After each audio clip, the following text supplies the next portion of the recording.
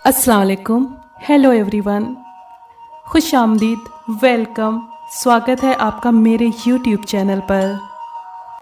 आइए सुनते हैं खौफो हिरास से रगों में खून जमा देने वाली डरावनी और खौफनाक कहानी खूनी गुड़िया। आज मौसम काफ़ी खुशगवार था। हल्की सी बूंदाबांदी की वजह से ठंडी हवा चल रही थी। मौसम की इस खूबसूरती ने मुझे मजबूर कर दिया कि आज बाज़ार चली ही जाऊं। घर की ज़रूरी ख़रीदारी करनी बाकी थी जो मैं काफ़ी दिनों से इग्नोर कर रही थी। घर का सामान ख़रीदते हुए अचानक मेरी नज़र एक छोटी सी गुड़िया पर पड़ी जिसमें नाकाबिले बयान कशिश थी। अट्रैक्शन था उसकी नीली आँखें, ब्राउन बाल और सुर्ख होंठ। यूँ लगता था जैसे ये बेजान नहीं, इनमें ज़िंदगी है। कुछ था जो मुझे उस गुड़िया से नज़रें हटाने नहीं दे रहा था। मैंने उसे ख़रीद लिया। जब घर के पास आई तो वहाँ अक्सर एक पागल मिलता है जो किसी से कुछ नहीं कहता, मगर आज खिलाफ़े तौक़ा वो मेरी तरफ बढ़ा और मेरे हाथ से शॉपिंग बैग छीन लिया और सारी चीज़ें ज़मीन पर पटक दी। गुड़िया की तरफ देखकर ज़ोर से चीखा, खूनी गुड़िया, तुमने ले ली खूनी गुड़िया। ये कहकर वो वहाँ से भाग गया। मैं हैरान हो गई और बेसाख्ता मेरे मुंह से निकला, पागल, और मैं सामान बैग में डालने लगी। घर आई तो मम्मा ने चीज़ें देखीं। गुड़िया देखकर हंसने लगी और बोली, अभी भी तुम्हारा बचपना नहीं गया। गुड़िया थी ही इतनी प्यारी कि उन्हें भी बहुत पसंद आई। हमारी फैमिली में एक बच्चे की बर्थडे थी। मैंने सोचा अब बाजार नहीं जाया जाता, चलो गुड़िया ही उसे गिफ्ट कर देते हैं। हालांकि वो मुझे इतनी पसंद आई थी कि मेरा दिल नहीं चाह रहा था कि उसे किसी को भी दूं। मैंने बड़े प्यार से गुड़िया को पैक किया और उसे गिफ्ट दे आई। घर वापस आई तो गुड़िया को याद करके एक मुस्कुराहट बेसाख्ता मेरे होठों पर आ गई। मैंने बिस्तर के पास पड़ी मेज को देखा जहां मैं गुड़िया रखती थी। रात में सोए हुए मैंने ख्वाब में देखा जैसे गुड़िया मेरे पास आई और बोली, तुमने तो मुझे छोड़ दिया है, मगर मैं तुम्हें छोड़कर कहीं और नहीं जा सकती, और मेरी तरफ देखकर मुस्कुराई। सुबह मैंने नाश्ता करते हुए अपनी अम्मी को ख्वाब सुनाया तो वो हंसने लगीं और मुझसे कहने लगीं, लगता है तुम्हें गुड़िया से इश्क हो गया है कि अब वो ख्वाब में भी तुम्हारे दिलो दिमाग पर छाई रहती है। मैं भी उनकी बात सुनकर मुस्कुराई और कॉलेज चली गई। कॉलेज से वापसी पर मैं कमरे में गई तो जानबूझकर मैंने उस मेज़ को देखने से गुरेज किया, इग्नोर किया, क्योंकि खाली मेज़ मुझे उदास करने लगा था। मैंने घर वालों के साथ लंच किया और टीवी देखने में मगन हो गई। अंधेरा फैलने लगा था जब मैं अपने कमरे में दोबारा गई और लाइट ऑन की। मेरी सरसरी सी नज़र मेज़ पर पड़ी और मैं अपनी नज़र हटाने ही वाली थी कि जब मुझे एहसास हुआ कि गुड़िया तो मेज़ पर ही पड़ी है। मैंने जल्दी से दोबारा देखा कि मुझे वहम हुआ है, मगर ये तो कोई वहम नहीं था। गुड़िया तो सही में मेज़ पर मौजूद थी और मुझे लगा कि मेरी तरफ देखकर मुस्कुरा रही है। मैंने जोर से मेरी गुड़िया कहते हुए उसे अपने साथ लगा लिया और उसको कई बार किस कर डाला। अम्मी भी मेरी आवाज़ सुनकर आ गईं और जब गुड़िया को मेरे हाथ में देखा तो हैरान रह गईं। खुशी के बजाय उनकी आंखों में मुझे फिक्र नजर आई।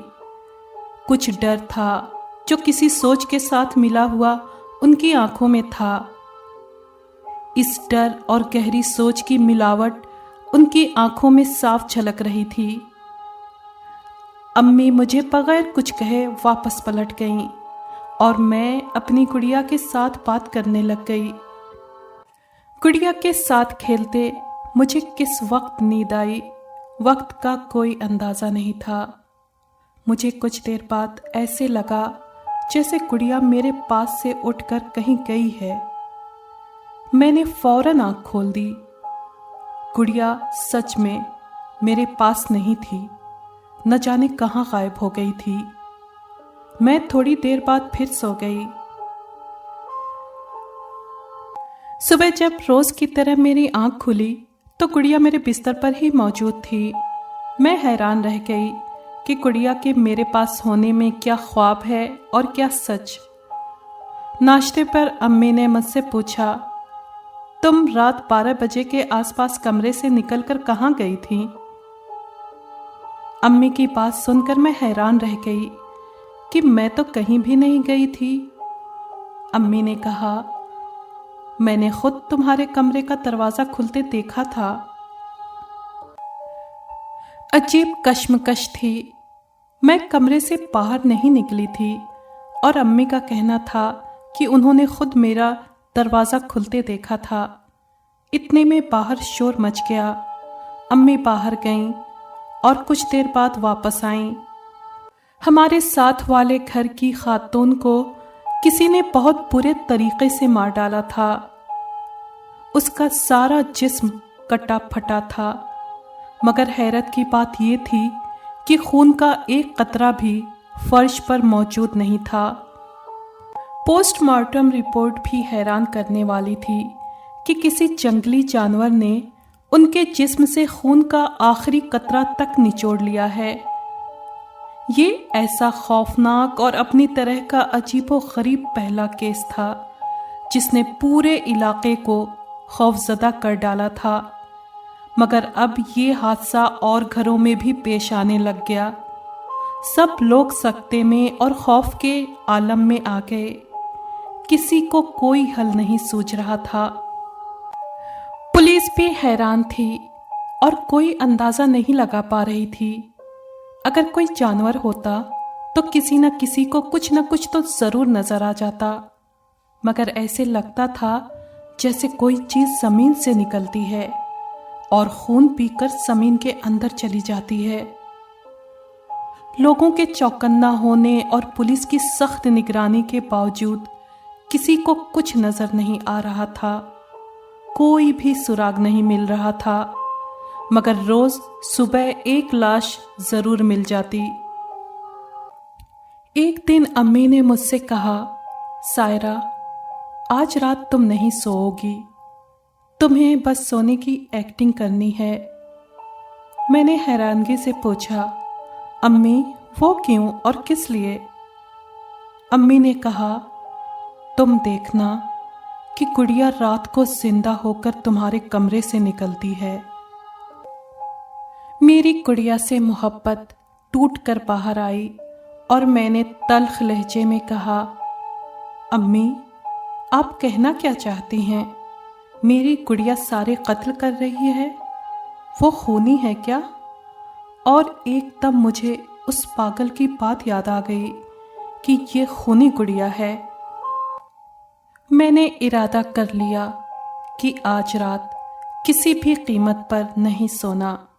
रात 12 बजे जब मैं सोने की एक्टिंग कर रही थी और अंदर से डर भी लगा हुआ था मुझे कि न जाने क्या होने वाला है, तभी अचानक गुड़िया मेरे साथ बिस्तर से उठी, मेरी तरफ मुस्कुराकर देखा और कमरे से चल पड़ी। उस वक्त मेरी वो हालत थी कि काटो तो बदन में खून नहीं। दिल कर रहा था कि कहीं भाग जाऊं, कहीं जाकर छुप जाऊं, दोबारा उस गुड़िया को अब ना देखूं।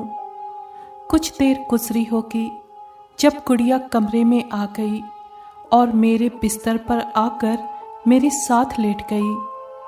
मुझे लग रहा था मेरी सांस बंद हो जाएगी।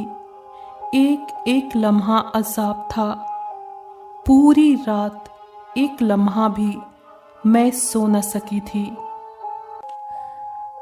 सुबह नाश्ते पर अम्मी ने देखा मेरी आंखें सुर्ख हैं। उन्होंने धीरे से मुझसे पूछा तो मैंने सारा वाकया सुना दिया। अम्मी भी लरस कर रह गईं। अब हमें समझ नहीं आ रहा था कि क्या करना चाहिए। कौन था जो इस बात पर यकीन करता? सब हमें पागल ही समझते। इसका हल हमें ही करना था और हम किसी की मदद भी नहीं ले सकते थे। ऐसे में मुझे पागल की याद आई। मुझे यकीन था कि उस पागल को ज़रूर मालूम होगा इस मुश्किल से निकलने का। मैं बाहर निकली तो थोड़ी देर के बाद मुझे वही पागल नज़र आ गया। मैं उसकी तरफ लपकी। उसने हैरान होकर मुझे अपनी तरफ आते देखा। मैं करीब जाकर रोहानसी आवाज़ में बोली, आपको याद है जब मैं एक गुड़िया लाई थी तो आपने उसे खूनी गुड़िया कहकर पुकारा था? उसने हाँ में सर हिला दिया। मैंने उसे सारी बात बताई, मगर उसकी आंखों में मुझे कोई डर और खौफ नजर न आया, जैसे सब कुछ वो पहले से जानता हो। मैंने उससे मदद की दरख्वास्त की। उसने कहा, गुड़िया ने अब तक तुम लोगों को कोई नुकसान नहीं पहुंचाया। इसका मतलब है वो तुम लोगों पर मेहरबान है। उसने मुझे एक अजीबोगरीब चाकू थमा दिया और बोला, मेरी बात ध्यान से सुनो। वो गुड़िया रोज रात को 12 बजे जिंदा होती है। तुम्हें बहुत हिम्मत से काम लेना है। ये चाकू उस वक्त उसके दिल में घोंपना है जब वो अभी पूरी तरह से न जिंदा हो और न मुर्दा, यानी जैसे ही 12 पे घड़ी की सुई जाए, और साथ ही ये चाकू उसके दिल में घोंप देना। जरा सी देर बहुत तबाही मचा देगी और जरा सी पहल उस तबाही को होने से बचा लेगी। वक्त की पाबंदी पर इस गुड़िया की मौत और तुम्हारी जिंदगी का दारोमदार है। कर पाओगी इस तरह? मेरे तो असाब लगता था जैसे पैरालाइज हो गए हैं। न मैं इकरार कर सकती थी न इनकार, मगर इसके सिवा और कोई दूसरा रास्ता भी तो नहीं था मेरे पास। अगर कामयाब हो जाती तो इस खून खराबे को रोक पाती, और अगर नाकाम रहती तो अपनी जिंदगी से हाथ धो बैठती। फिर कम से कम रोज लाशें देखने से तो बच जाती। रोज रोज के मरने से बेहतर था एक बार ही मर जाऊं, या सबको मरने से बचा लूं। मैंने उसके दिए हुए चाकू को मजबूती से अपने हाथ में पकड़ा और वापस घर आ गई। अम्मी को उस पागल की बातें बता दी। अम्मी हैरत से सुनती रहीं। जब मेरी बात खत्म हो गई तो अम्मी बोली, हम इंसान भी कमाल हैं, जो हमसे कई दर्जा ज्यादा अक्लमंद और समझदार होता है, हम लोग उसे ही पागल समझने लगते हैं। रात होती जा रही थी और हमारा पल पल हम पर गजब ढाते हुए लरजा रहा था। मैं रोज की तरह कमरे में आ गई। वो गुड़िया जिसका चेहरा मुझे इतना हसीन लगता था कि नजर हटाने को दिल नहीं करता था, आज उसकी तरफ देखने का मुझ में हौसला नहीं हो रहा था। दिल डर और नफरत से भरा हुआ था। वक्त धीरे धीरे सरकता जा रहा था। कभी दिल में आता कि जल्दी से 12 बज जाएं, और कभी दिल दुआ करता कि 12 कभी न बजें। कभी खौफ मुझ पे हावी हो जाता और कभी हिम्मत मुझे हौसला देने बैठ जाती। 12 बजने में 30 मिनट रह गए थे और मेरे दिल की धड़कन इतनी तेज, ऐसा लग रहा था कि दिल सीने के अंदर ही फट जाएगा। मेरे कानों में मेरे दिल की तेज धड़कने की आवाज साफ आ रही थी। धड़कन की आवाज के सिवा मैं और कोई आवाज नहीं सुन रही थी। इसी कैफियत में 11:59 हो गए। मैंने चाकू को दोनों हाथों में बुलंद करके मजबूती से पकड़ लिया, और जब 11:59 और 59 पर घड़ी पहुंची तो उसी लम्हे मेरे दोनों हाथों ने तेजी से नीचे की तरफ हरकत की। गुड़िया में जिंदगी के आसार पैदा होने लगे और उसी लम्हे मेरा चाकू उसके दिल में उतर गया। एक चीख थी और गुड़िया की कई भयानक बदलती शक्लें, और फिर आखिर में बिस्तर पर कुछ भी न था, न ही गुड़िया और न ही चाकू। अगले ही पल अम्मी मेरे कमरे में थीं। उन्होंने मुझे अपने गले से लगा लिया। आंसू उनकी आंखों से जारी थे और मेरी आंखें भी नम थीं। एक पागल ने कितने लोगों को मौत से बचा लिया था। अगले दिन सब हैरान थे कि आज कोई लाश नहीं मिली। कुछ दिन के बाद सबको सुकून हो गया कि उस खूनी बला से जान छूट गई।